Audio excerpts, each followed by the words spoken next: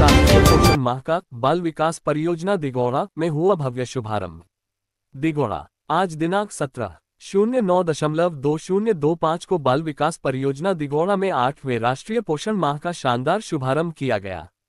यह आयोजन जिला कार्यक्रम अधिकारी श्री उदल सिंह ठाकुर के मार्गदर्शन में संपन्न हुआ, जिसमें परियोजना अधिकारी दिगोड़ा श्रीमती श्वेता चतुर्वेदी और पर्यवेक्षक श्रीमती ज्योति प्रजापति ने महत्वपूर्ण भूमिका निभाई। शुभारंभ के अवसर पर परियोजना अधिकारी द्वारा पोषण माह से संबंधित विस्तृत दिशा निर्देश प्रदान किए गए। कार्यक्रम का मुख्य आकर्षण गर्भवती और स्तनपान कराने वाली माताओं के लिए आयोजित परामर्श सत्र रहा, जहां उन्हें पोषण से जुड़ी महत्वपूर्ण जानकारी दी गई।